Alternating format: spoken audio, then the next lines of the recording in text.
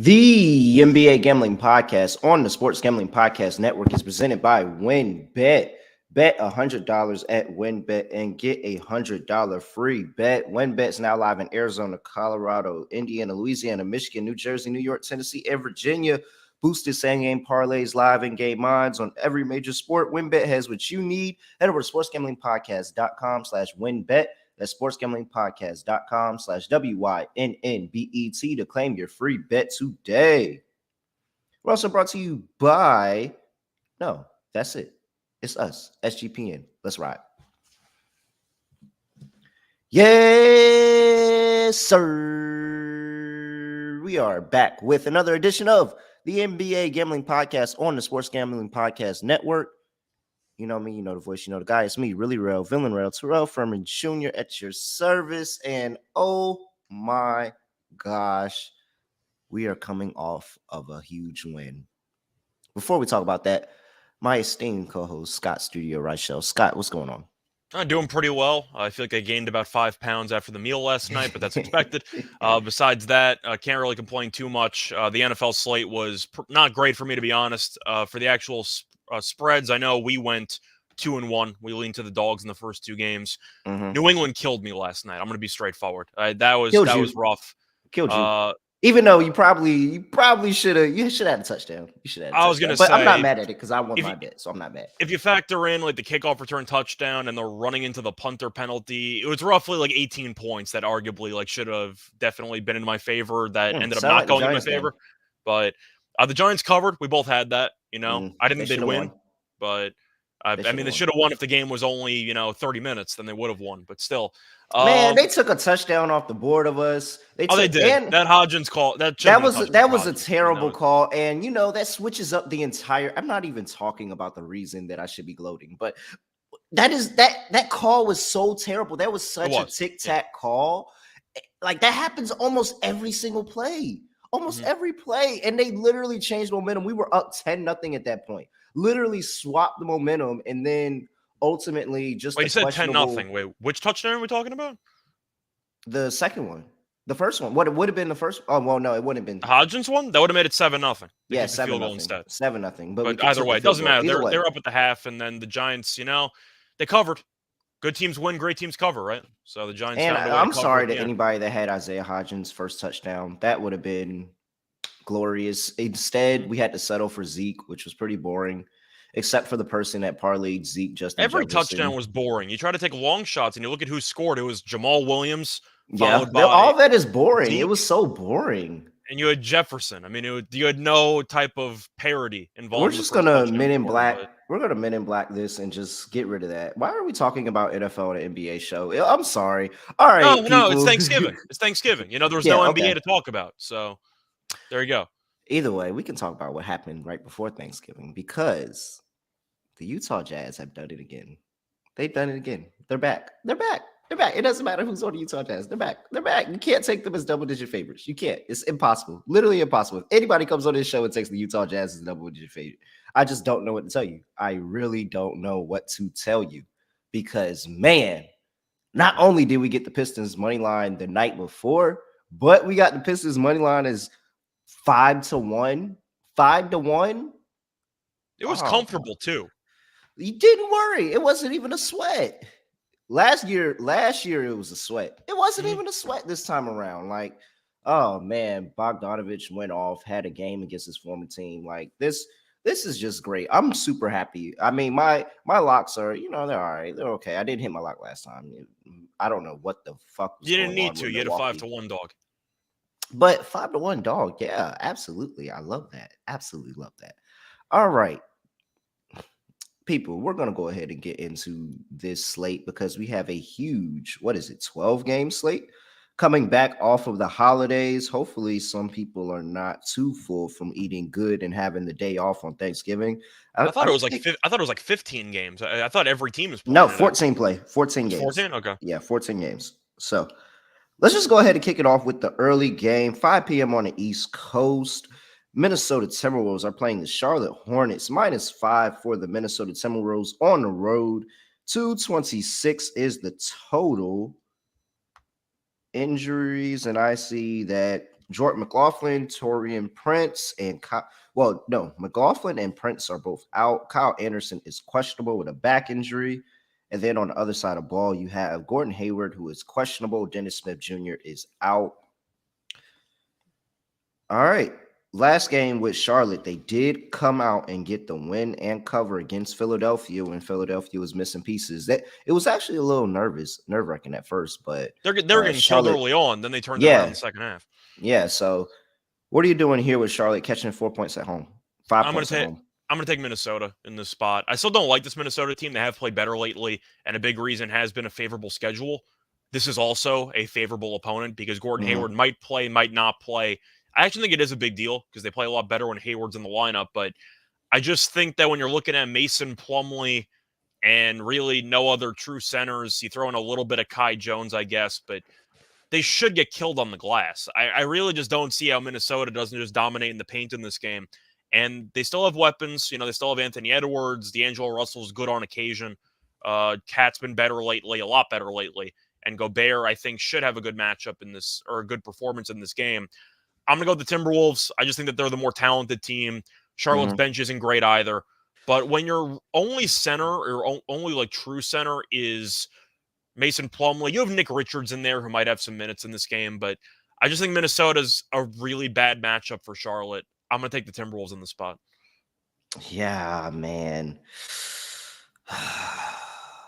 And I picked Charlotte last game, but that was solely because it was a back-to-back for Philly, and it was an emotional win against the Nets, and this isn't one of those spots. I just think Minnesota takes care of business in this game. Oh, man, but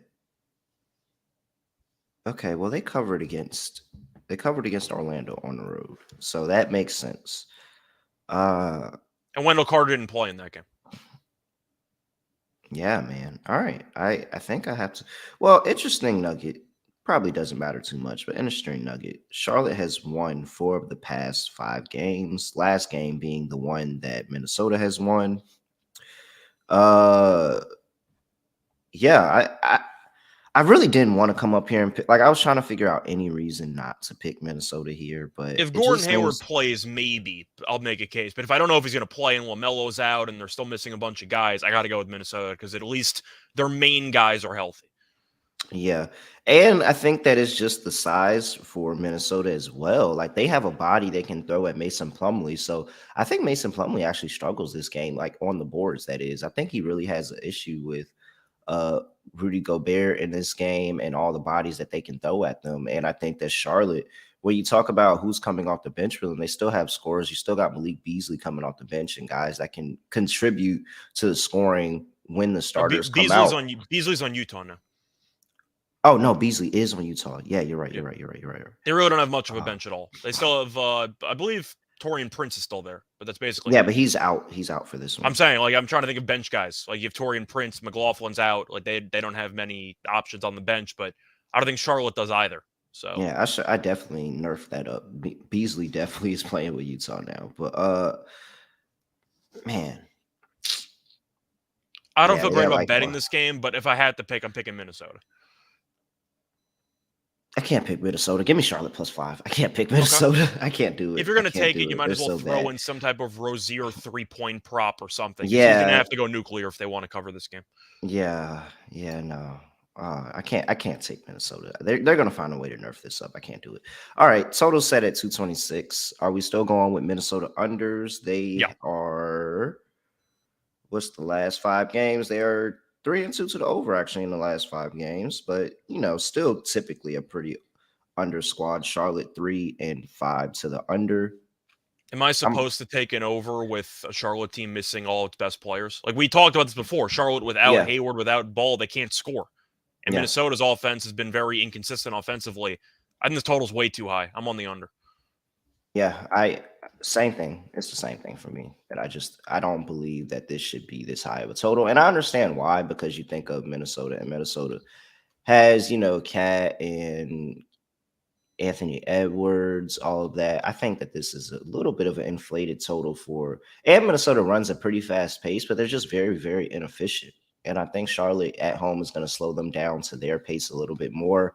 And that actually probably is going to help Minnesota because Minnesota keeps trying to run with Rudy Gobert on the floor, and it just doesn't work like that. Like, that just does not work. All right. Next game on the slate, we have the Philadelphia 76ers playing the Orlando Magic. This game is going on in Orlando. The Magic are laying 2.5. 213.5 is the total. It's come down, crashing down from 217 injuries. And you see that Joel Embiid is out, as we all know. I mean, the big three is still out for the 76ers. Matisse Thybulle is out with the ankle injury. Jayton Springer is out with the quad injury. And then we have Wendell Carter, who is questionable, and Chuma Okiki's still out. Or he's Yeah, questionable, I mean. But questionable with a Cole knee Anthony's injury. out. Their big news, though, Banchero is expected to return. Is that true? Okay. Yeah.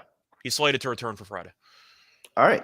Well, so you got That's Paolo why Orlando's Banchero. favored by 2.5, is because Banchero is supposed to be back in the lineup. Does that sway you over to the Orlando side in this one? I like the under in this game. I mean, Philly's a team that's not afraid of rising to the occasion when they're missing a bunch of star players, but I kind of have to lean to Orlando, assuming Banchero's going to play. Now, I am worried about a minute restriction because he hasn't played in over a week or two, so I kind of wonder if they're going to ease him into it or not. They should, but you might be missing Wendell Carter Jr. That's a big deal. It's kind of a fun matchup at the center spot. You got Montrezl Harrell against Mo Bamba. That's an interesting one. Yeah. I think my favorite play in this game is going to be simple. PJ Tucker under for points. He's had 3 points combined in the last 5 games. I don't know what's up with that. I don't know. He just stands in the corner. He's just not making any shots. He's not making shots right, and that's why I was looking at PJ's under today, and that's his why number's 4.5. It's it. really, really funny. His number's 4.5 for points, but that's ridiculous. Is it? He scored 3 points combined in the last 4 games. But if you're open from the corner, you're still an NBA player. If you're open from the corner, 2 threes, and you're smashing over. My favorite play for a player prop will be Bol double-double. If you're looking at Wendell Carter not playing, I kind of have to take Bol double-double because he's been very good rebounding so far this season. You're looking at Bamba, who's not afraid to play a little bit away from the basket as well. But assuming Carter Jr. doesn't play, and you're looking at Paul Reed or Montrezl Harrell, I'd look for the double-double on Bol, probably also for Paul Reed, if Paul Reed starts, because I think he should be starting. I think he's a better player than Montrezl Harrell right now. So I'd look for a double-double on either of those guys. Aaron's asking if we're overestimating the Sixers based on the Nets game. I think that's the public conception. I think that people think Philly's okay. And it was just a get-up spot. It's why I took Charlotte in the last game against them. And I do think that Philly's not a good team, but defensively they're good. So I'll lean to the under and hope that the pace is just very, very slow for both teams. Orlando doesn't play fast either. So I'm going to lean to the under in this game. I don't think both teams reach 100, but I'll lean to Orlando. It's a nice emotional boost to get your best player back. And I do think that Philly is really not good, as Aaron said before. So I'm going to lean to Orlando, but I will lean to the under. Those player props, though, give me a Bol double-double, and maybe Paul Reed if he starts double-double. Yeah, no, I mean, I'm on the same wave as you, to be honest. And I'm back in Orlando, and I'm back in under in this game. And it's really that next game was the ultimate get-up spot.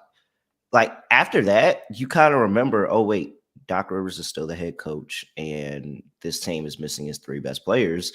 And they really had no answers for Charlotte in that second half where they were able to blow that lead.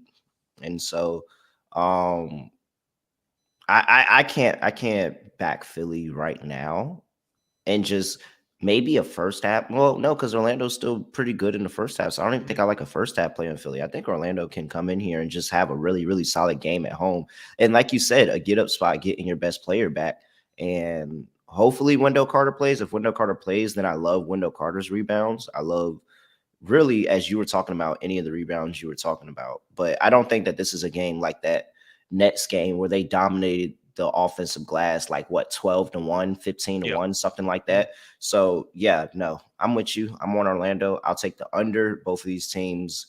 Let me see here. So I think if you're gonna take Philly and you want to play it a bit safe, I don't mind maybe taking an Orlando team total under, because Philly might not score, but they can't afford to get into a track meet because they don't have any offensive talent. So if you want to back Philly in a bit of a safer way, I don't mind Orlando team total under. I'm still picking Yeah. Orlando, but if you want to make a case for Philly, I'd rather take the team total under for Orlando. Orlando is 24th in the league in pace in the past 5 games. I moved Philly's number to the past 2 games just because they played 2 games without the big three. Yeah, that's fair. And in those 2 games, they are 23rd in pace. So they're still running a pretty slow pace in a lineup that they probably should be running fast in. But who do you know? Who do I know? I'm not a coach. All right. That's it on that game. Let's move on to the next one on our schedule. And we have the Portland Trailblazers going to play my New York Knickerbockers in Madison Square Garden. -3.5 for the Knicks. 219 is the total. Come down from 220.5. Injury report for these two. And I have Drew Eubanks, who is questionable. We have Lillard, who is out. We all knew that. Cam Reddish, Mitchell Robinson, Derrick Rose, all questionable. All right. I mean, there's really nothing stopping me from taking Portland. I don't know. There's really nothing stopping me from taking Portland. You're getting the Knicks as a home favorite in Madison Square Garden, where teams always put up their best effort to play against them and put on a show. Like every year, some random person has a 50 piece in Madison Square Garden playing against the Knicks.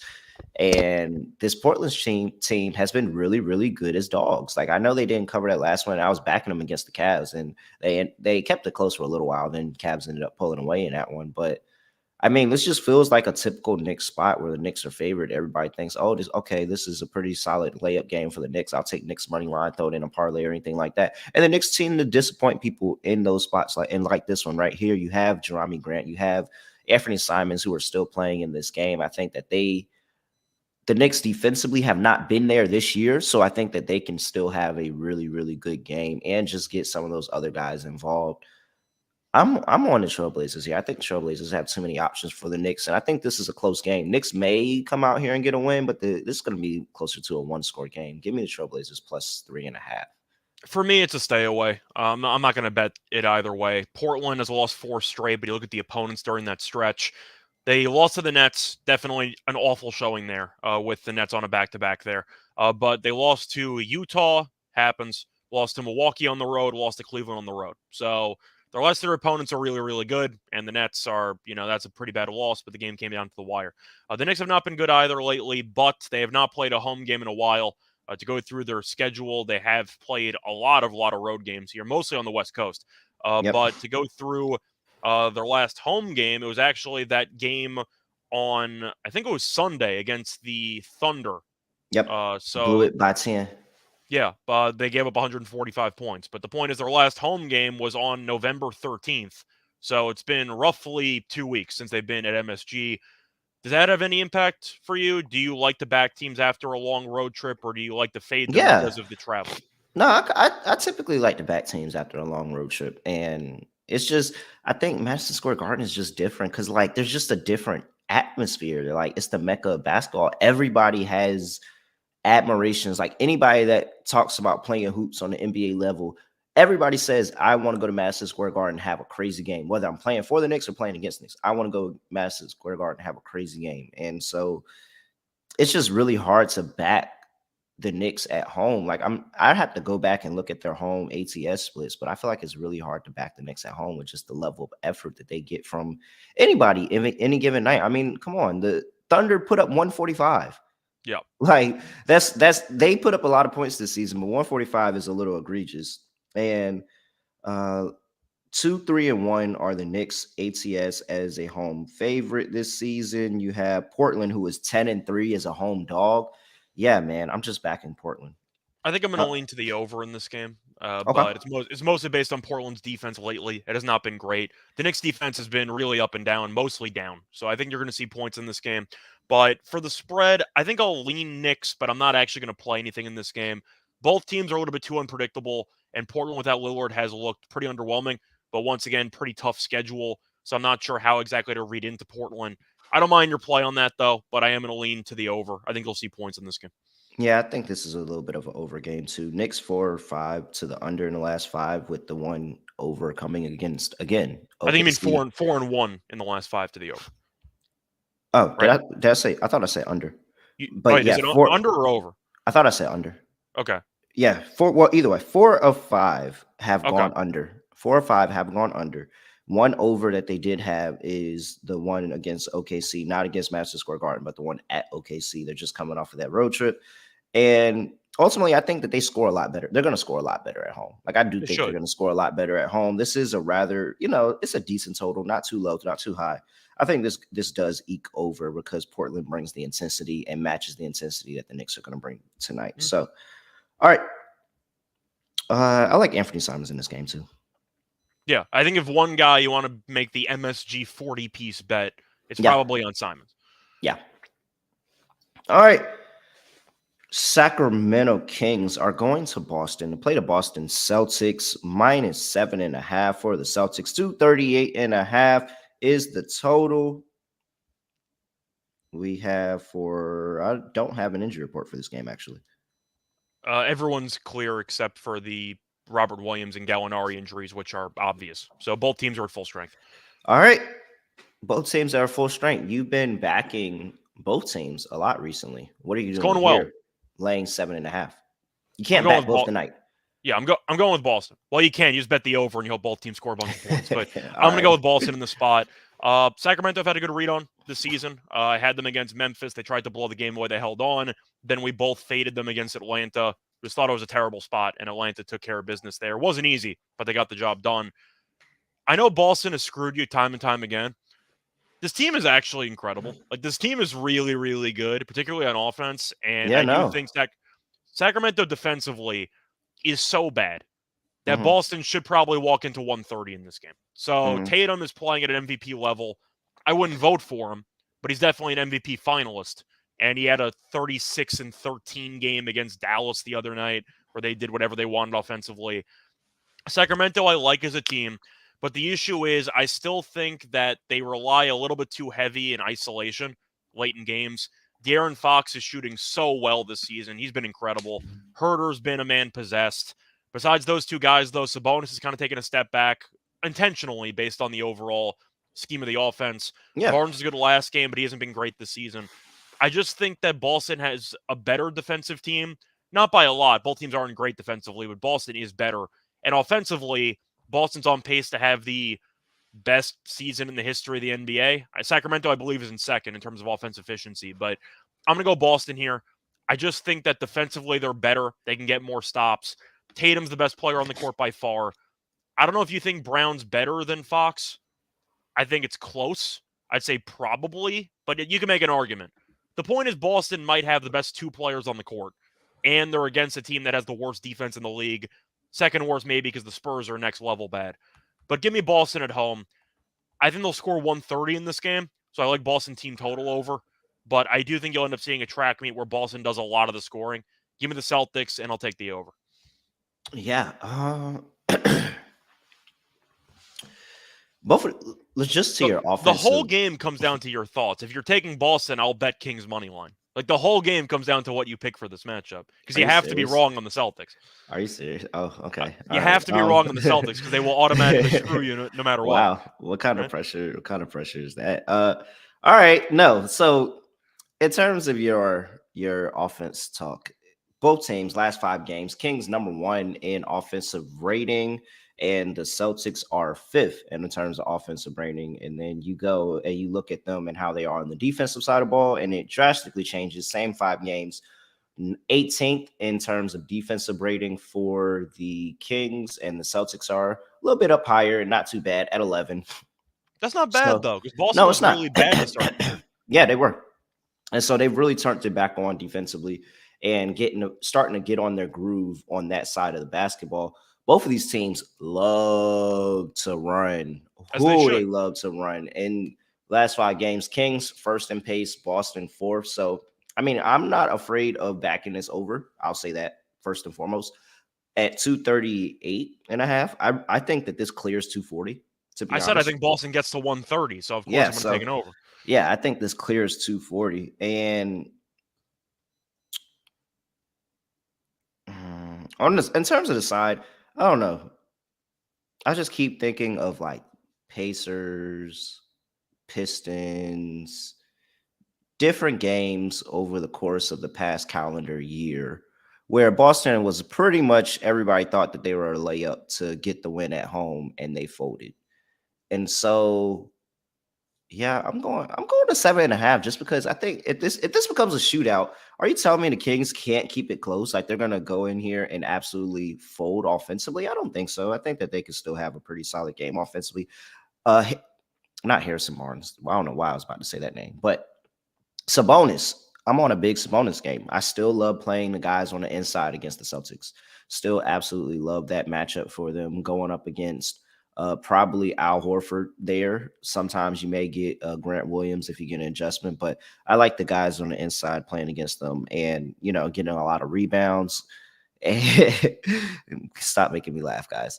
Getting a lot of rebounds and points on the inside. So I like Sabonis today. I think he actually does have that, classic Sabonis game that we're used to seeing. I think he'll walk. I But think Sabonis should walk into like 17 and 14, like 17 yeah, and 15, something like yeah, that. So I I think, agree and with it's you. rather easily. So Yeah. yeah, I'm on Sabonis here. I think he has a pretty good game. I'm just gonna keep, say the Kings keep it close. Like I don't know why Boston I might wouldn't have to look double past down on this the team. Celtics now. So Yeah, you know, you might have to. I You might might have have to. to. I still like I the have to. over though. I just I think have to Jersey go on attract Tally me. site and see what my record is betting the Celtics. I think it's Can you pretty have? all Can right. you create a separate account on Tally site, but only for Celtics games, and we could just test this Only for experiment? Celtics games. And yeah, Just test this yeah. experiment, see what happens. I'll have Kramer when he gets back from the desert and all of them get Okay. together and make that for me. All right. Uh Anything I like on the Celtics. Yeah, Tatum. Jason Tatum. Yeah. Yeah, Jason Tatum. I'm glad we said that same time, Jinx. Jason Tatum. Pretty simple. All right, next thing we have the Cleveland Cavaliers going to play the Milwaukee Bucks. -4 for the Bucks, 215.5 for the Cavs.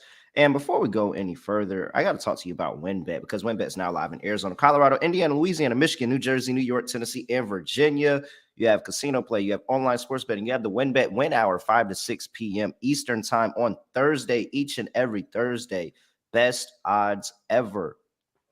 Sign up today and get a special offer. $100, win $100. Why would you not? So much choose from. All you have to do is head over to sportsgamblingpodcast.com/winbet. So I know we sent you that sportsgamblingpodcast.com/WYNNBET to claim your free bet today.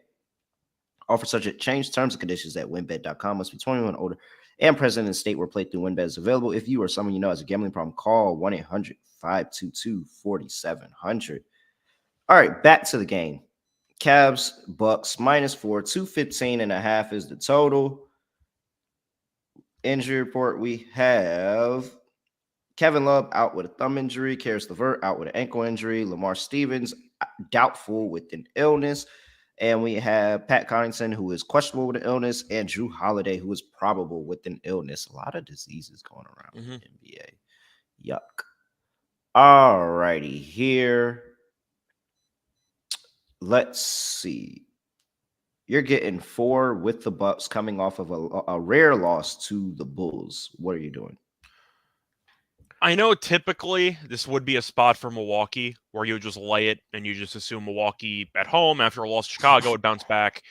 I'm actually going to take Cleveland in the spot. I like how they've Okay. played.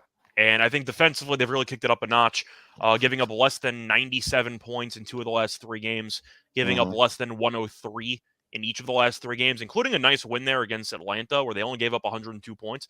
Yep. Now, all those games were at home. They're going back on the road. Cleveland is 4-5 on the road, so that is a bit concerning. They played at Milwaukee already this season, lost that game by 15. But I think it's a pretty decent spot for Cleveland to get some revenge here. Milwaukee is a good team. They're a very good team, let's be honest. But I am a little bit concerned about how much focus they put into every individual game. It seems like Milwaukee kind of picks and chooses when to actually pick it up, and it seems like occasionally they'll overlook their opponents. Cleveland Yeah. definitely should be motivated and pissed off after they got blown out last time, and they were performing well. They were down 1 at the half, got blown out in the third quarter, and the game kind of went off the rails. But Mm-hmm. I think it's also worth mentioning that Jared Allen did not play in that game. And Milwaukee has a lot of size in the interior with Giannis and Portis and Lopez. So Allen's a big deal against Milwaukee because you really need all hands on deck in the front court to match up all the bodies that Milwaukee has. I think that Allen walks into a double-double in this game, but I'm going to go with Cleveland. I like what I've seen from this team lately, and I do think this game should be very close. I think that Mitchell and Garland could potentially have huge games here, but I will go with Cleveland. I think that getting 4 with a team at full strength, I think people are going to overreact to the first meeting, but I think Jared Allen not playing is definitely worth a lot, and I think that people are going to overlook that context. So give me Cleveland plus the points. It's not an easy game to choose from, but I'll take the points. You make some great points, sir. You made some great points. I have to at least acknowledge Jared Allen not playing in the first game because that's huge. I do, but they also lost by 15, and I don't think he's that. Like, this spread is low enough where I think that he's already counted into the fact that he didn't play last game by making. If he was out this game, I think this would be a lot, lot closer. So, oh man. No chance I bet the spread. I'll just watch it on TV. It should be a good game. Yeah, it should be a really good game. And I think that I need to look something up real quick before I put my foot in my mouth. But just blindly take the blocks on every center in this game and just hope that you just get a bunch of blocks. And it's all plus money. So just just load up there. And no, that's actually a fun way to play this. I'm not gonna lie to you. Because it should be a bunch of blocks. All right. Let me see here. By the way, Jared Allen double-double minus 155. Sure. I mean, I'm not going to say no to that. 155 for double-double for Allen? I mean, that's big alternative rebounds. I think he'll probably record at least 13 rebounds in this game. He's going to have to play a bunch of minutes. Yeah. Not too much. Cleveland 4-1 against the spread in the first half. Milwaukee's, rather more of a first, like they just really come out firing a lot. I'm gonna still lean Milwaukee. I'm still leaning Milwaukee because 4 I just think is not enough. Maybe if I was getting to 6, 7, a little bit more, I would be on Cleveland. But 4 makes me feel still pretty comfortable in playing Milwaukee, and it's just because even though they have Allen and Mobley, Milwaukee still has the bigs that can go against them and still score at the rim. And I think that if you're scoring at the rim against Cleveland, then that's really like their edge. Like them being able to hold people from scoring at the rim, forcing teams to make a lot of jump shots and making them become more, taking out a whole dimension of their offense.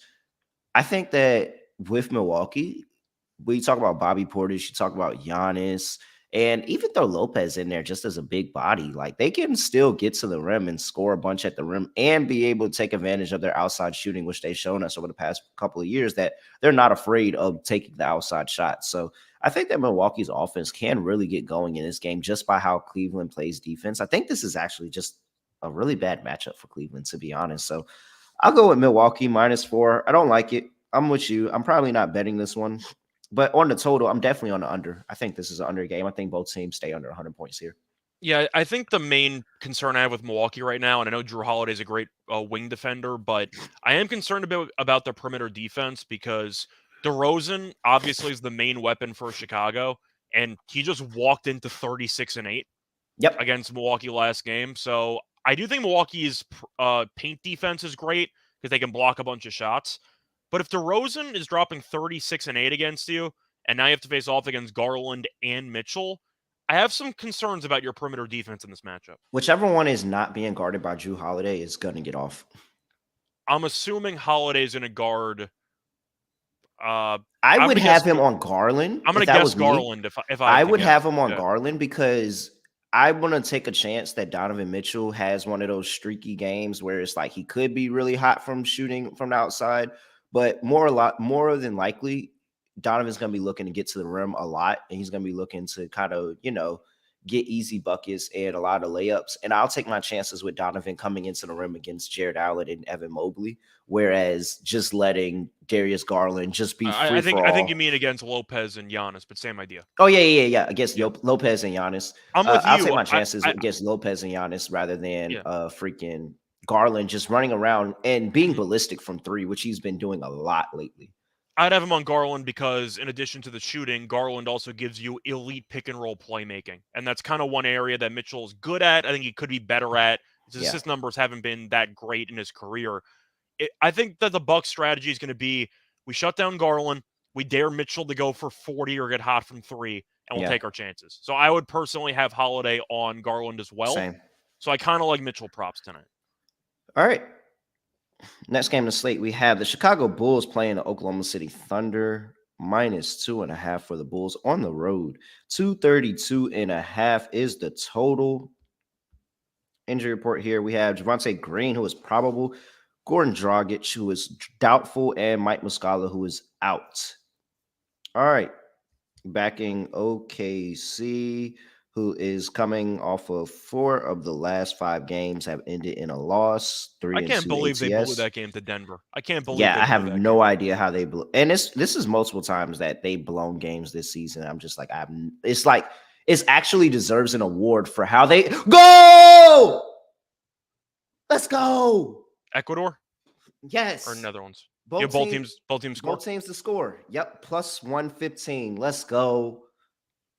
Back to OKC. I have no idea. Like, it's really, really crazy how they're blowing some of these games. Chicago on the other end got 2 wins in a row. So they're starting to turn a corner. And they're not just 2 wins in a row, but 2 wins in a row against the top 2 teams in the Eastern Conference and the Milwaukee Bucks and the Boston Celtics. Yeah. So very, very good form for Chicago. Is that enough for you to back them here on the road? It's such a prime spot for a letdown performance by Chicago, but the day off helps. You're kind of hoping that they stay focused for this game, but you said that OKC keeps blowing games in the fourth quarter. It's true. And if you watch them play, it's not surprising. It's because everyone stands around and prays that SGA bails them out of every situation late in the games. But I just think Chicago has more depth in terms of scoring, and OKC is what we acknowledge them being. They're a bad team that's fun to watch because they called it offsides. What the fuck? Of course, you had VAR get in the way, but God damn it. Either way, point is OKC has really one great player, and that's it. And Levine has not been great this year, but you still have DeRozan, you still have Vucevic, who should really have a good game in the spot because OKC can't stop anybody in the paint. I'm going to go with Chicago. This game's going to be competitive. It would not surprise me if SGA carries the Thunder to a nice first half lead. But I can't back this team when they're going to blow every game in the fourth quarter. So I'm going to take the Bulls and hope that in crunch time, give me DeRozan all day, every day to carry this team to a win. Give me Chicago by 5. Man, I'd look for a live line, though, on Chicago money line, because I do think the Thunder get off to a pretty good start at home in the first half. And I think Chicago flips a switch. This really should be a letdown spot, but I don't know if you can have a letdown spot and you're under 500 right now still. Like, you need all the wins you can get and just trying to force yourself back to being above 500. So, yeah, I'm with you. I'm going to back the Bulls here and just make OKC have to finish the game. Like, that's really what it is. It's not like that a lot of these games, they're getting blown out in some of the games, yes, but it's not like they look like the worst team in the league. Like, they actually look like a decent team. They're just not finishing. It's 2-3 quarters, and they fall apart in the fourth quarter. Yeah. Every time. DeRozan's going to take over this fourth quarter. Let's see. Let's look at here. I'll look up the fourth quarter point differential, but I got to assume that the Thunder are at the bottom of the bottom. Oh, yeah, probably so. Let's see here. Chicago 4-6 in the first half. ATS. The OKC Thunder are, where are they? Oh, 5-5. By the way, OKC is second to last in the league in fourth quarter point differential. Second to last in the league. Wow. All right. So if they just, take them. Keep it close. Hang in there and let the Thunder fall apart. Let's see here. Chicago and OKC. Yeah, this is the bet that I was looking for. All right. Chicago and OKC are both 11-6-1 this season to the over in the first quarter. I knew I was sitting there looking at something where they both started off really fast. Last 10 games, OKC 8-1-1 to the first quarter. Chicago's come down a little bit from starting off really, really hot. And I think it's because they inflated their numbers some after they realized that they were starting really, really hot in the first quarter. 4-5-1. But I like this matchup. I don't think there's going to be much defense. And I really don't want to back the over in the full game just because of OKC has the ability to have 1 or 2 bad quarters that can really kill this over. But I think both of these teams start off pretty fast. OKC 5-3-1, last 10 at home. or well, last 9 at home in the first quarter, and then you have the Chicago Bulls who are 6-2 on the road in their last 8 to the first quarter number. So give me a first quarter over between these two teams. That feels like a really good bet today. Yeah, Feels like sounds lock good. territory. All right, next game. Anything else on that total? No, I'm looking at the over as well. I just think you'll see a bunch of points. All right. We have your Brooklyn Nets playing the Indiana Pacers, minus 3.5 for the Nets. 232.5 is the total. Injury report for this one, and we have Nimhard and Jackson are both questionable for the Pacers, and then we also have Watanabe, who is out for Brooklyn. Damn shame. Number 1 in 3-point percentage. Yeah, I love that. I love that guy. Hell of a role player. It's a great stat. It's a great stat. Mm-hmm. His odds to lead the league in free 3-point percentage must have been crazy. You would have had to request it. Let's put it that way. He wouldn't have been listed. But... All right. 3.5 with your Nets. And let's just go ahead and say the last 2 times they met up, these two teams have split. Indiana won the first game and Brooklyn won the second game. Indiana covered both as 11-point dogs and 7.5-point dogs. What are you doing here now that it's at 3.5? So I watched the Nets absolutely destroy Toronto in their last game, which I wasn't totally surprised by because for whatever reason, Toronto is just awful against the Nets in the regular season. It's been the case for several years. Also, Van Vliet ended up not playing. Barnes didn't play. Siakam was obviously out. So I wasn't exactly shocked that Toronto kind of got smacked in that game. Indiana lost to Minnesota. Minnesota's got length. You know, they ended up just being a bad matchup for them. But Indiana's still feisty. They're still good at home. Pacers have been competitive, like very, very competitive against the Nets. And they won the first game. Then the Nets came out at a team meeting with Steve Nash still as head coach and ended up opening up a double-digit lead in the first half. Then Indiana erased roughly a 20-something point deficit, tied the game, and then lost in the fourth quarter. But they were still very competitive, and then Nash got fired after the game anyway. So I'm going to go with the Pacers in this one at home. I do think that they have a lot of players that present a lot of problems for the Nets defensively. And since Kyrie's return, the Nets have really not been a good defensive team. But I think Miles Turner gives this team a problem. He was not good in the one game against the Nets earlier this year because he only played in one of them, but he only played 20 minutes. And he's been playing a lot better lately. I think Turner should play well. They really just can't guard Halliburton at all. And you're looking at the main weapon for Indiana the Nets have no answers for. It's Mathurin. Mathurin has killed this team, and they can't stay in front of him. So I like Mathurin props. I think he'll have a big game. But give me Indiana. The Nets could show up. I'll believe it when I see it. I don't maybe mind a sneaky Ben Simmons triple-double play maybe if you want to go for some huge plus price odds there. But I'll go with Indiana. I just think that this team is playing good basketball. The Nets are really, really Jekyll and Hyde. And I do think with Halliburton and with Mathurin getting to whatever spot they want, the Nets are also really bad at guarding the three. And as a result, Buddy Hield might have a big game here. Give me the Pacers. I don't mind the team total over for them as well, but I do think you'll see the Pacers perform well here. So give me Indiana. Yeah, man. I'm going Nets. Okay. I'm going Nets, and I'm just going to simply say that I think that Jacques Vaughn's Nets are better than Steve Nash's Nets. That is definitely a fact. I'm just going to go ahead and put it on that. Now, my concern for that is the rebounding aspect. And just that the Nets have not even just don't have a rebounding mindset. Like that's really it. They just don't have a rebounding mindset to do the little things like box somebody out. So I think that the rebounding props are going to be really, really good for Indiana. I like Jalen Smith. I know a lot. Miles Turner, of course, still really, really good rebounding prop as well. And I'm probably going to be on him as well. But I like Jalen Smith, getting him at 6.5 minus 125. And the fact that he's really, really good, really, really good rebounding basketball. He has that mindset. He does all the little things it takes to make sure that you get rebounds.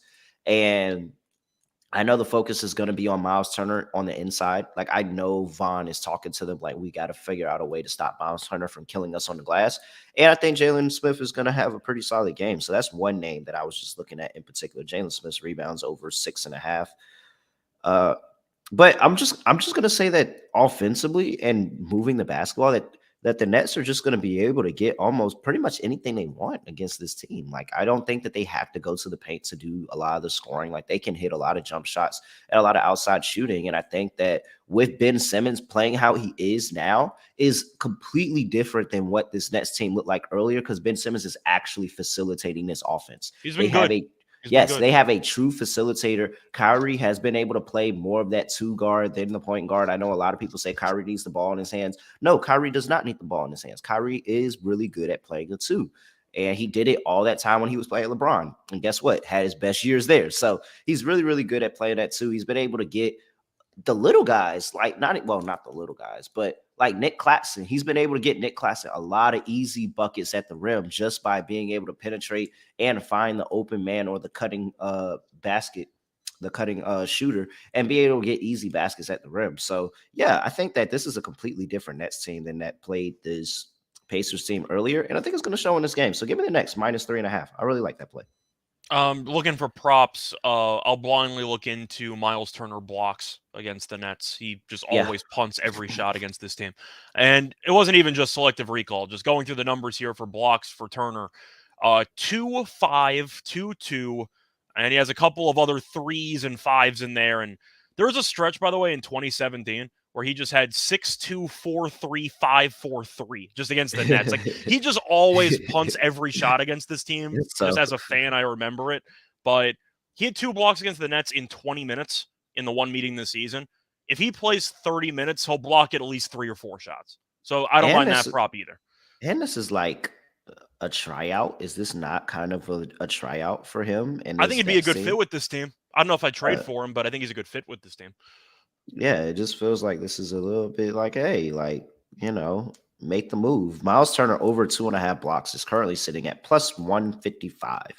I don't mind that. I mean, I mentioned the numbers there. Historically speaking, he's been very, very good in blocks against the Nets.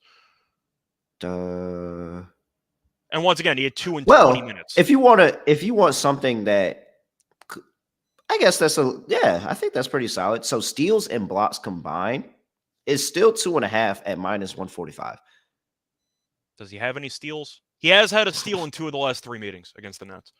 So I mean, if you Okay. don't like, if you like it and you're like, oh man, I don't really like. He normally gets 2 blocks and not 3. Like, I mean, there's a chance that he does get a steal, so that could make that. If you want to, pay some juice, you can pay 145 for steals and blocks combined, or just be degenerate and go for all blocks 2.5 +155. I really Oh, I like would that be price. ultimate degen if they had an alternative blocks line. I would take like the 4 plus, so like plus like 700. Like I would actually take whatever the alternative blocks were for like 4 plus, but most books don't have it. I know somebody that follows me on Twitter who has sent me a couple of picks. He's based in Australia, and they Mm-hmm. have alternative block lines, and I kind Mm-hmm. of wish that would be, you know, adapted over or Yeah. adopted, I should say, to America, but it's not. So that's unfortunate. But if they had alternative block lines, I would take it on Miles Turner in this game. All right. Next game on the slate, we have the Atlanta Hawks going to Houston to play the Houston Rockets. -8 on the road for Atlanta Hawks. 231.5 is the total injury report. And we have Jarrett Culver, who is probable with a hip injury. Still in the Eric league. Gordon is out.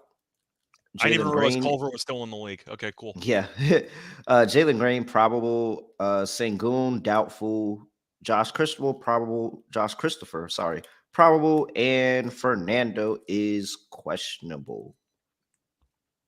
So let's just, because I got to take it Atlanta, don't I? Like, I'm not going to spend much time on this. Houston lost 4 of the last 5 games, 1 win coming against Dallas. Which we And had, but that was solely because Luka didn't play. That game was still competitive yeah, throughout. So Houston's just terrible. Like, they're and really, the really bad. 3 of 5 wins with the last win against a really good spot against the Sacramento Kings at home for the Atlanta Hawks. I mean, I'll let you just go ahead and go first. I'm on Atlanta. There's nothing to like about this Houston team. They stink, and Şengün's been one of their best players, and he might not play. He's doubtful. Fernando might not play. So they have no size. And Capella against his former team, I know you're going to make the case for the revenge game there for Capella, even though he Yeah. hasn't been on that team in X amount of years. I still think Capella is going to walk into potentially a massive game. I talked about in the past Capella potentially going for like 14 plus rebounds, stuff like that.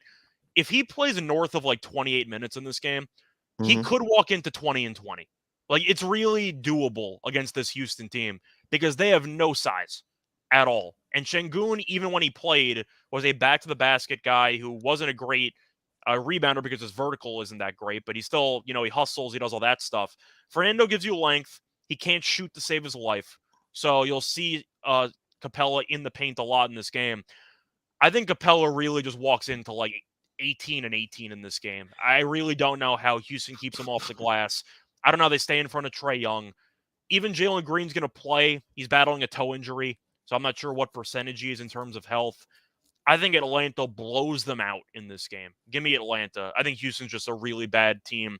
And I think that if we're being totally honest, I think Silas is going to be fired by the end of the year. You want to make a case for Houston, or they're missing too many guys?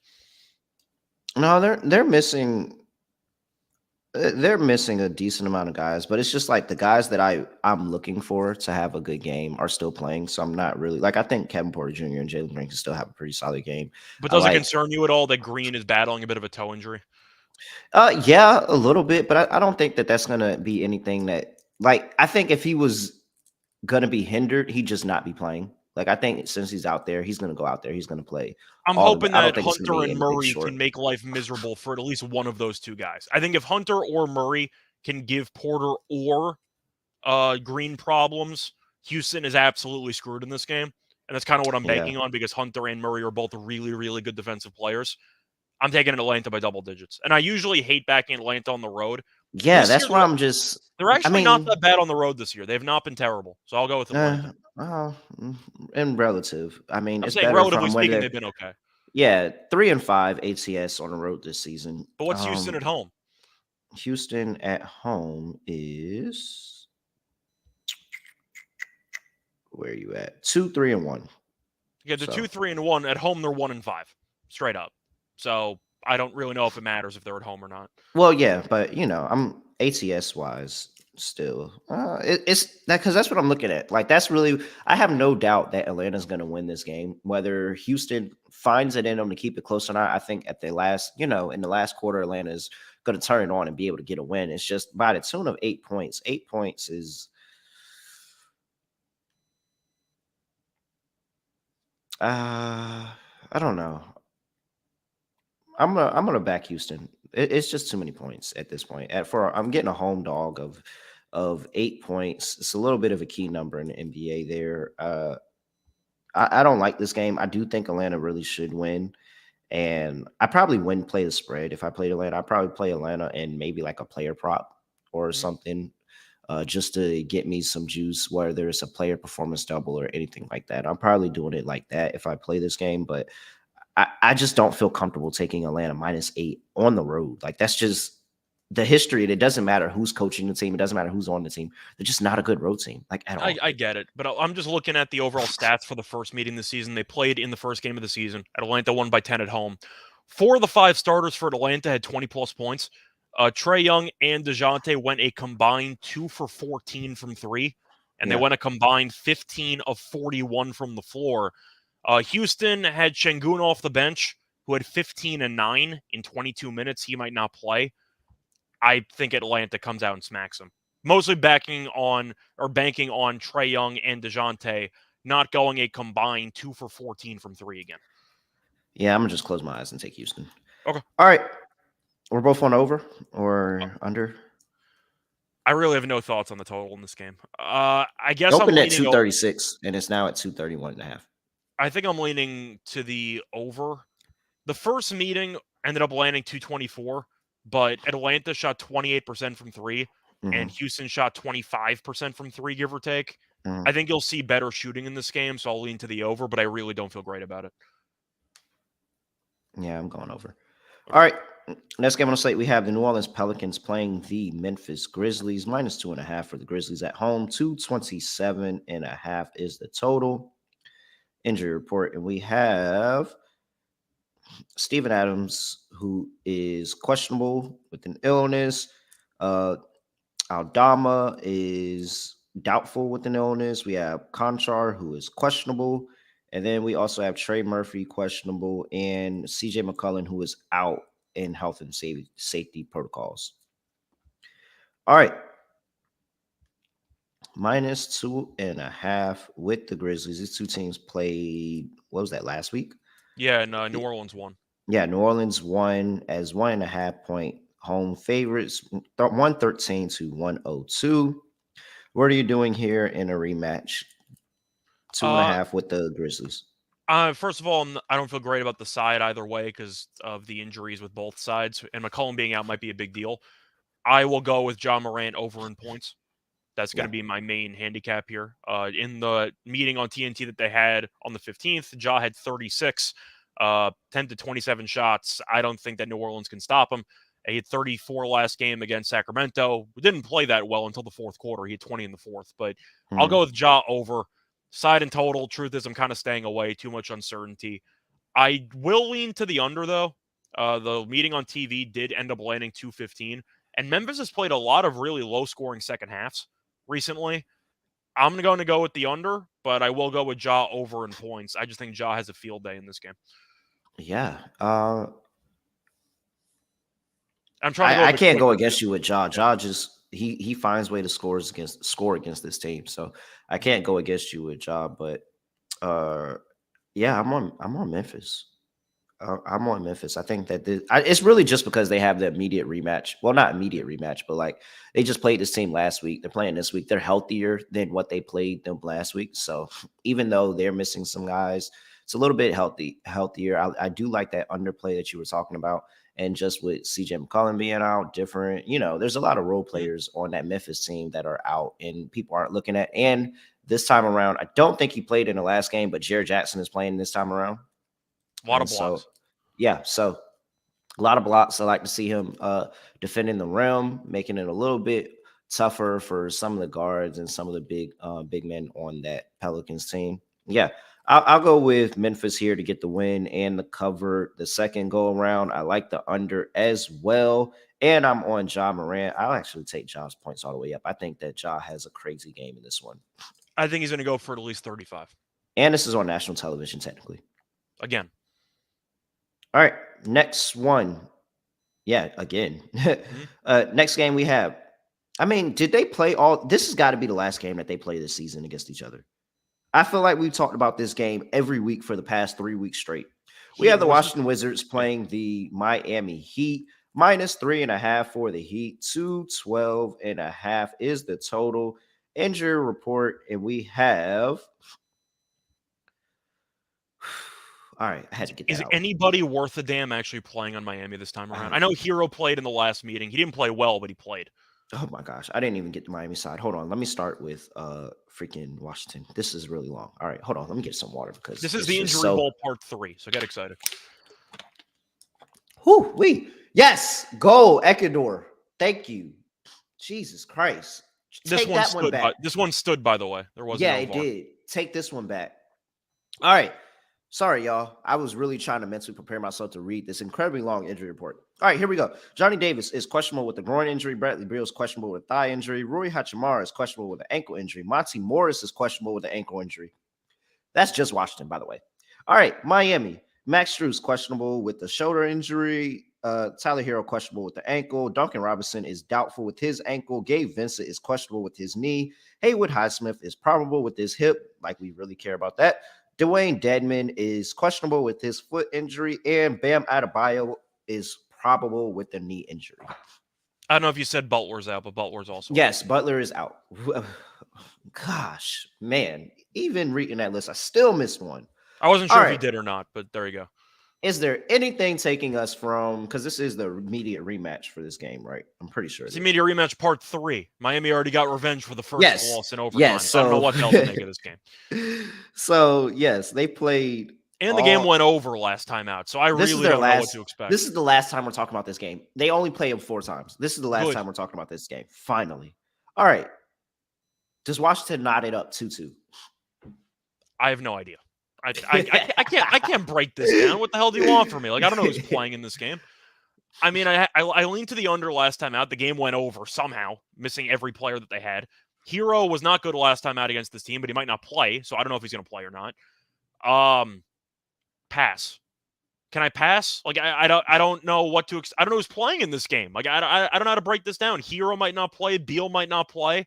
Adebayo maybe doesn't play. I don't know.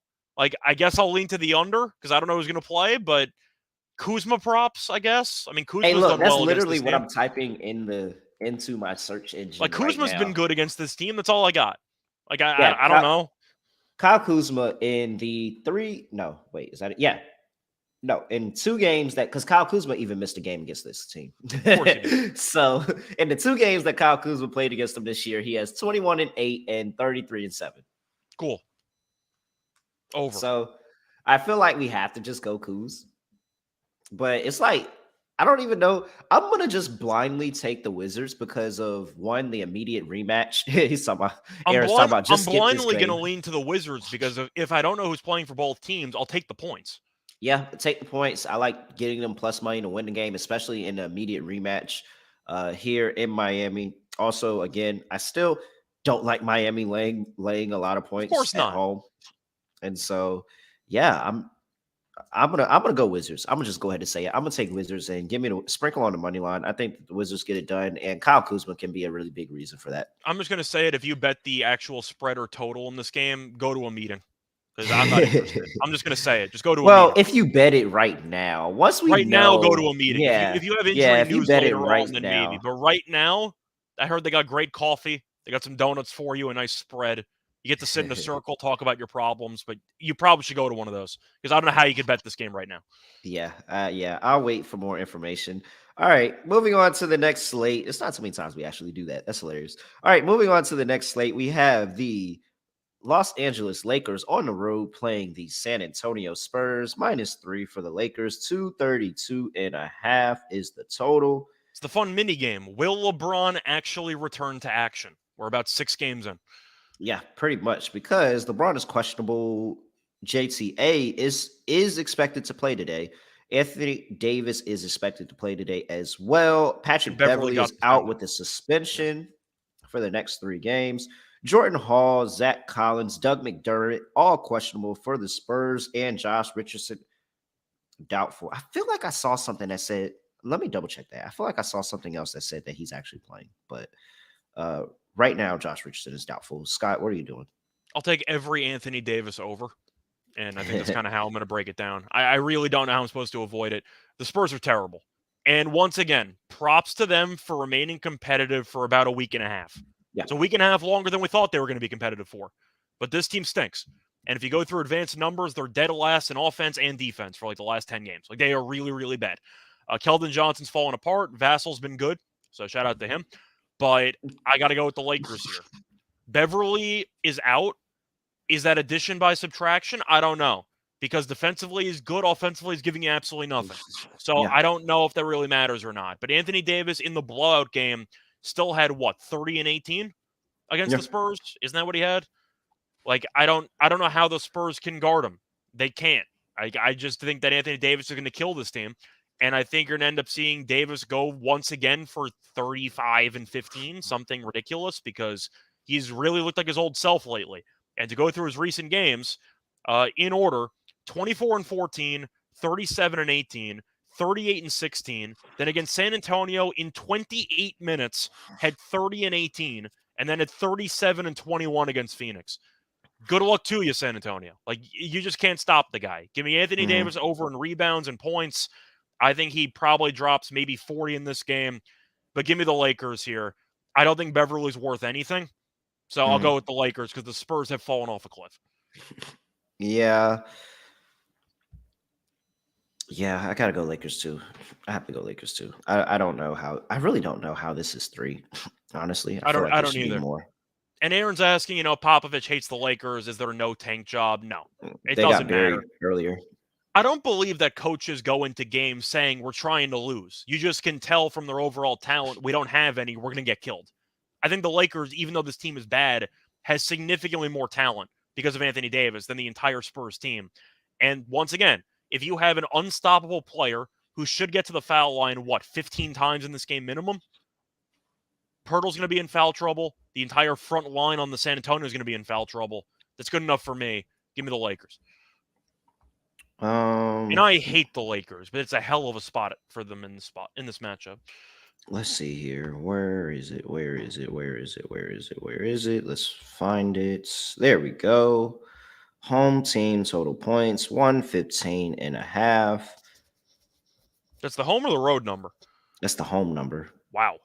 That is the home team number 115.5. And just reading off the points totals from their last 5 games 110, 92 to the same Lakers team, 97, 112, 110. I said they were dead last in offense and defense the last couple games. Like, they can't do anything right. I mean, I get why the total is this high because. And LeBron might play. We didn't even mention that. LeBron might play in this game. I just think that this is going to be a defensive clinic by the Lakers as the quote unquote Patrick Beverley get up spot. How do you get up for Patrick Beverley when he's out? You're really active on the defensive side of the ball. And I think that they can do that in this game. 115.5 seems like too much. Give me the under on the Spurs team total today. And yeah, I am on the Lakers as well. Yep. All right. Oh, Devin Vassell, still a cheat code. Still rocking with Devin Vassell. Pure cheat code. Pure cheat code. He hits his prop. They're not adjusting to it, and he goes for 20 almost every time out. They don't adjust to it because the team still only scores 95 points. He just scores 20 something of those 90 something points. Yeah. So I'm purely on. I can't. I think Devin Vassell is one player that I'm probably going to be playing this entire year because he gets off. Like, he continues to get off. Let me go look at his last. I know LeBron's points are mentioned here, but Davis's points are at 25.5. What the hell are we doing here? 25.5? He had 30 in 28 minutes the last meeting. Just whatever. Rundown of Devin Vassell past few games: 26, 17, 29, 21, 6, 22, 22, 17, 20, and 29. Like, he has the volume and he has the talent to easily get over 20 points any given night. I'll take my chances that it's not an off night for him. Yeah. All right. Next game on the slate, we have the Detroit Pistons going to play the Phoenix Suns. Minus 12.5 for the Suns. 225.5 is the total. Killian Hayes, Jaden Ivey, and Hamidou Diallo all questionable for this game. I mean, is there anything that's stopping the Pistons from getting absolutely buried tonight? No, they're going to lose by 30. I was going to say. I've already bet this. This is a perfect situation where the Pistons shock some people. They won back-to-back games as double-digit underdogs, like huge underdogs. They're going into the desert against an actual team that is used to dominating. Phoenix and covering these large spreads. Phoenix is going to murder this team, and it will not surprise me. And now Ivy might not play, who's their arguably best player, second best player. Cade's still out. People are going to blindly bet Detroit because they beat Utah and they beat whatever. Oh, and if you go back even further, the past 5 games, they've gotten a double-digit spread 4 times and covered all 4. There is no chance that Phoenix is going to really keep this game close by overlooking. I don't see it happening. I think Phoenix comes out and smacks them. Yeah. And I'm not fading Phoenix in the desert. This team's insane at home. So give me Phoenix by 20. This is how they are. This is always like they are go so in good here at home. And they cover. It doesn't matter what you set the number at home. No. They cover these games and they don't overlook the bad teams. That's why I was on Phoenix over win total, because they make sure they don't look over the bad teams and they make sure they get wins and convincing wins at that. So I'm with you. If Detroit does cover this game, I will be on Detroit anytime they have a double-digit spread. I will blindly bet Detroit and just say, all right, if they cover this, Detroit is good for covering double-digit spreads. That's just not what the book should be setting for them. Because I think you're better off betting Detroit. If you want to bet Detroit, I think instead of taking the spread, you should just take Bojan points. Because if Ivy's going to be out, they really only have one score on the entire team at this point. Bojan has to go for like 30 if they're going to cover this number. Yeah. All right. Next game. Oh, well, total set at 225.5. I'm on the under. I think Detroit does nothing offensively in this game. Yeah, I don't think it's really team total under for Detroit. Team total under, yeah. Yeah, I like it. It's money coming in on the over. Sharps are on the under though, for good reason. I'm on the under as well. All right. Next, we have the Utah Jazz going to play the Golden State Warriors. -7.5 for the Warriors. 239.5 is the total. For this one, we have Balamaro, who is questionable, and Johnny Juzang is out. But I don't even remember him seeing him on the report. He's out though. Fun name to see there. Former UCLA guy. I had no idea he was even on Utah. I didn't know he For was the on the record. main roster. Thought he was in G League hooping. And Balmaro's a player I can honestly say I've never heard of. And I know a lot of players. I have never heard of that guy. I'm assuming, I think he was an international prospect, but I truly do not know who that is. So, all right. There you go. -7.5 at home with the Warriors. What do you do?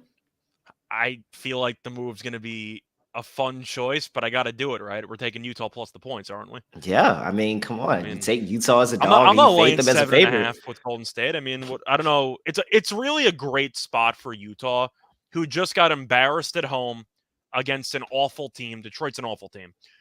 It's a great spot for them to really be motivated to have a nice performance here. I saw it earlier this year. It was actually against Utah with Denver. Denver got smacked by Utah by 20-something points. They ended up playing against Golden State, and they smacked them because in the NBA, you're still professionals. And when you lose in embarrassing fashion, you're motivated and you have a chip on your shoulder for the next game. Golden State's played better lately. They killed the Clippers. Paul George is injured. Kawhi's injured. They always get up for the Clippers. But I think in this spot, I'll take Utah because they can match Golden State offensively. And I think that people will blindly take Golden State at home after Utah got killed by Detroit. I think it's a very nice spot to get a team that thrives in the underdog role getting 7.5. I'm taking Utah in this game. Yeah, I'm here with you. I'm not fading Utah as a dog. I can't. And both do teams it. don't guard anybody, so I'm expecting a track meet. I'll take the team that can score with Golden State. I'm not picking Utah to win the game, but I think this game might be a bit of a nail biter down the stretch more than people think. Yeah. Where am I? Where's my numbers? Just to throw the numbers back out there for the people. Utah 11-3 as a dog, 1-5 as a favorite. As a road underdog, they are 7-3 as a road underdog. Golden State doing pretty well. Home favorite, 6-3, 4-1 ATS of their last 5 home games. Yeah, I think that this is going to be a good one. Like, I don't think that this is going to be. I think the spread is just too large because it's Golden State. I think this is going to be a good game, and it's going to be in the single possession, maybe 2 possessions. But once you start getting to 3, I was gonna say 7.5 is like that perfect number where you're down 10 seconds to go. You're just not gonna foul. Yeah. All right. I'm leaning under in this game. Might be surprising, but I'm gonna lean a bit to the under. I feel a lot better about taking the higher total in the Kings game than I do with this game. I'm just gonna throw that out there. Okay. But 239.5, don't feel great about it, to be honest. I'm gonna lean under. I feel like if I'm on Utah, they're going to score a bunch of points. They might, but I feel like this total is a little bit too high. It is really high. Like, does Golden State have let's just say I'm going to stick with the over, though. Let's say that Clay or Curry have an off game. Mostly Curry, slightly off. Even 25 points, inefficient shooting. Do they have any backup options for this entire team on how to score points? Old reliable Andrew Wiggins, who just somehow just walks into his points prop almost every single game. Yeah, he's been good too. But I do think if Utah can even somewhat limit Curry or Clay, I'm not sure Golden State has enough firepower to still get to 120. And I think they need to get to 120 for this game to go over. So I'm going to lean under, but I don't feel great about it. I just think that I can't take the over for 2 huge totals on the card in the same day. I'll go with the under for the Golden State game instead. Wiggins coming off a 31 piece too. Yeah, I'm going over. All right. Okay. Next game, last game of the slate, we have the Denver Nuggets traveling to Los Angeles to play the Los Angeles Clippers. -3.5 for the Nuggets. 218.5 is the total. Come down from 220.5.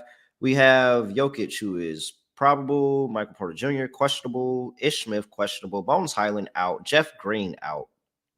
And then Kawhi and Paul George, of course, both out for the Clippers. All right. There's mainly one way that I'm going to bet this, and I'm just curious if you know exactly where I'm going or not. I mean, you can't be bringing attention back to the Clippers team total under, are you? I am actually not. It is going to be. It's going to be it's got to be the Jokic triple double.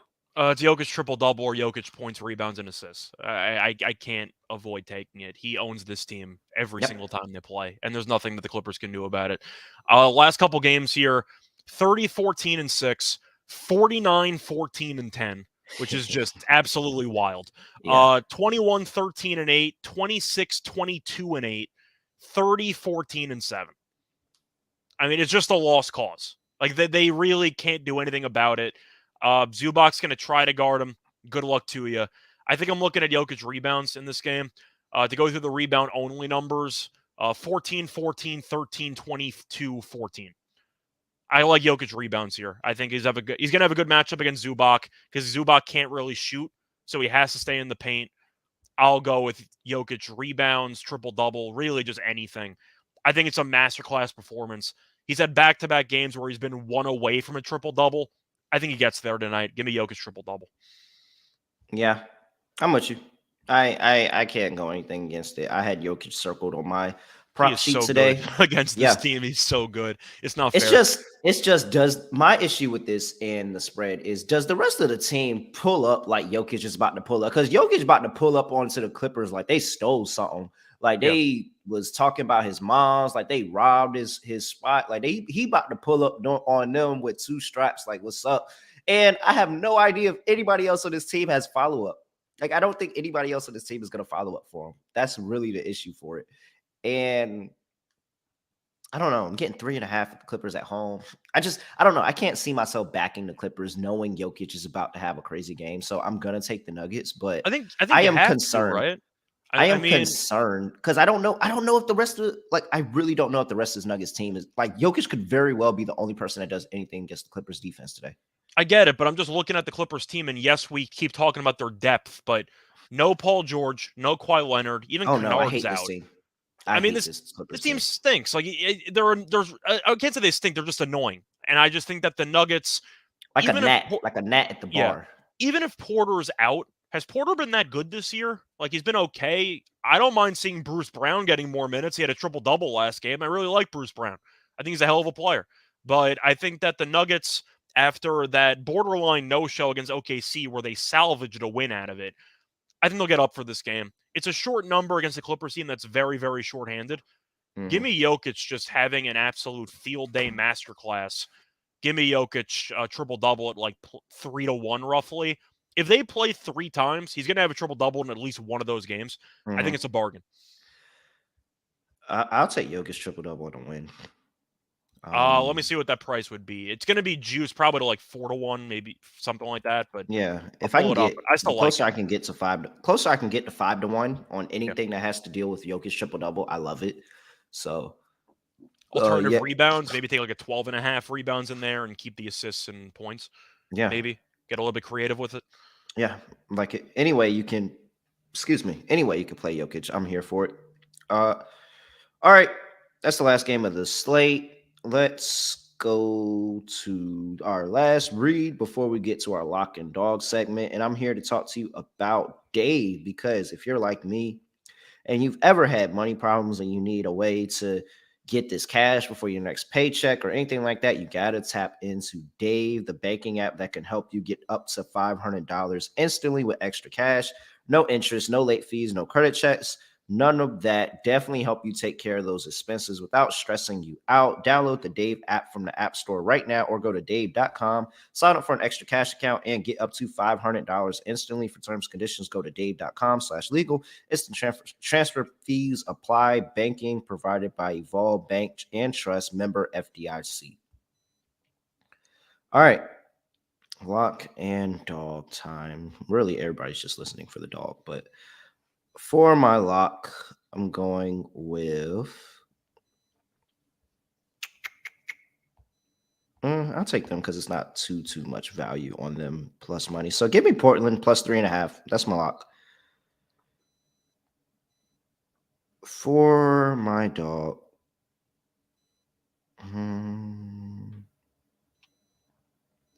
Let's go to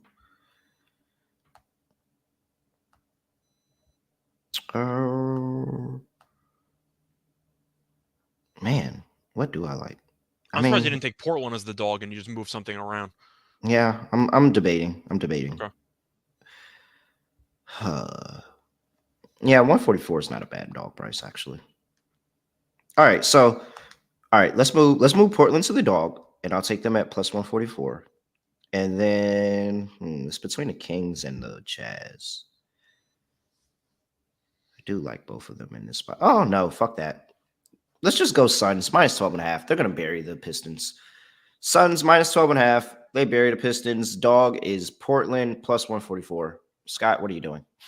So for my lock, I'm going to go with. I was going to do a player prop, but LeBron might play. Or he actually said is expected to return Friday. So we'll see if his plan comes to fruition or not. But I'll go with the Lakers. This line's way too short. San Antonio stinks.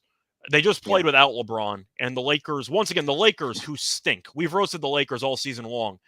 They won by north of 30. Like this Spurs team is awful, as they should be. Give me the Lakers. It's what, 3.5? Yeah. And if LeBron plays, you know this line's going to 5.5 or 6. Yep. So give me the Lakers. I think without LeBron, they could win again because Davis will go nuts. With LeBron, they could still win comfortably. Give me the Lakers. I'm sorry, Pat Bev's not there. I don't really care. Give me the Lakers minus 3.5. And for my dog, I'm going to do it. Give me Jokic triple-double at plus 270. It's a great price. I just think that with Porter potentially not playing, that's going to result in Jokic having the ball even more. Bruce Brown is a very solid cutter off the ball, which should definitely help out the assists for Jokic because Porter mostly just comes around screens and tries to shoot threes. He's kind of one-dimensional in that aspect. At least Bruce Brown can shoot and give you some backdoor cuts. But I like Jokic triple-double. Plus 270 against his son, the Clippers, at plus 270. I got to bet the father to have plus 270 odds for a triple-double, right? I mean, I got to take it. So, yeah, my lock will be the Lakers minus 3.5. My dog will be Jokic triple-double at plus 270. All right, love it. Anything else for the people before we get up out of here? No, definitely looking forward to the college football weekend starting today, actually. A lot of games on Friday, so keep an eye on that. It's actually going on right now. Yep. Started right now. Besides that, though, once again, catch us on the NFL Gambling Podcast, the NBA Gambling Podcast. I have an NFL episode later today with Munaf for the afternoon games on Sunday. But besides that, you know where to find us. You can find me on Rice Show Radio. And yeah, other than that, though, let's make some money this weekend. Let's do it. Other than that, make sure you subscribe to the NBA Gambling Podcast. Subscribe to all the podcasts in the network. Make sure you're listening. Cash out a bunch of tickets. Make a bunch of money. Review, like, comment, subscribe, all of that stuff. Other than that, I really don't have anything else to say. Anything else to do. He's at Rice Show Radio. I'm at reallyreal__. And that's it. I'm just going to say that we're out of here.